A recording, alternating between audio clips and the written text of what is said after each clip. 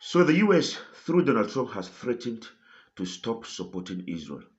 And you're wondering why? What happened? Please like my video, comment on it, share it, and give me a follow. Now, recently, that was 22nd of October,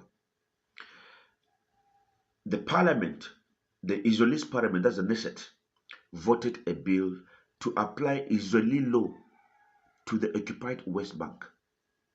When we say to apply Israeli law, we're saying that they want to annex the West Bank. When we say annex the West Bank, we're saying they want to take over the West Bank.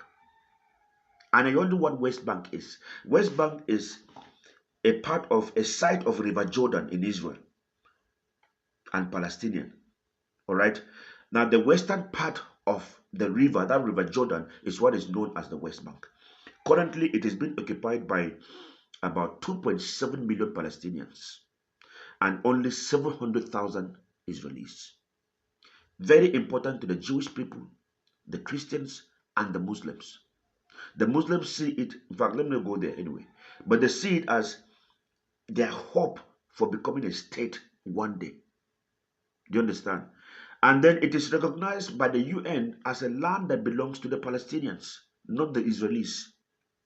Do you understand? Now, the Israelis want to take over by force because they believe that God gave it to them.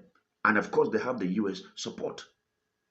So they went to the parliament and cast a vote. And that vote was 25 to 24, meaning it was, if there was only one defection, do you understand?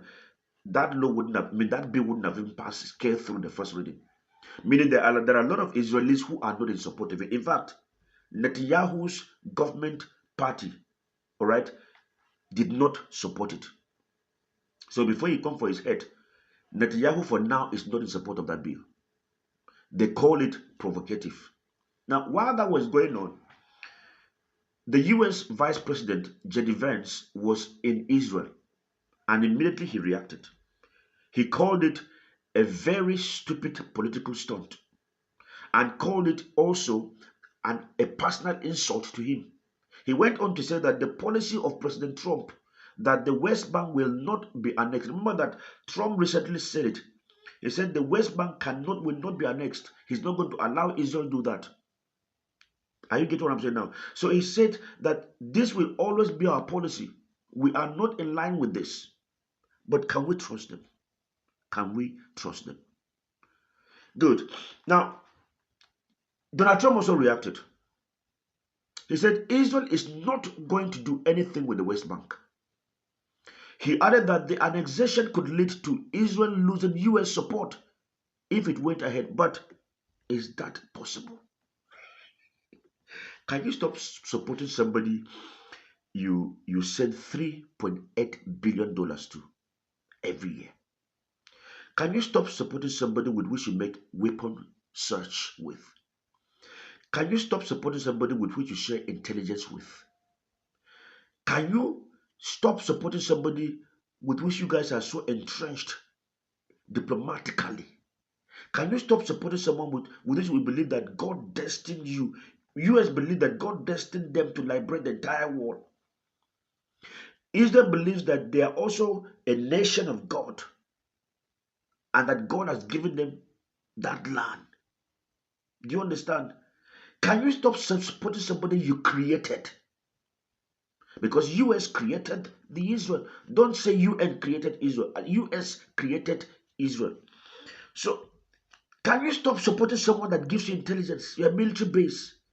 There's a lot to talk about. See, the only thing that makes that statement of some sense to me is that Donald Trump is not this, regular politician.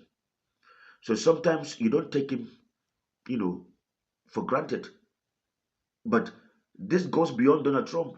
We're talking about a nation that has bipartisan support in US. Republicans support Israel. Democrats support the independent, whatever they have. So where do you want to start from? Where do you want to start from? Do you understand what has happened now? So, what do you make of this? Do you think it is possible? Let me hear from you. Let me hear from you. The West Bank is recognized to belong to Israel, Palestinians, not Israel. All right, by the UN. But Israel is taking it. What do you make of it? Because This is what Beaver knows. What do you know?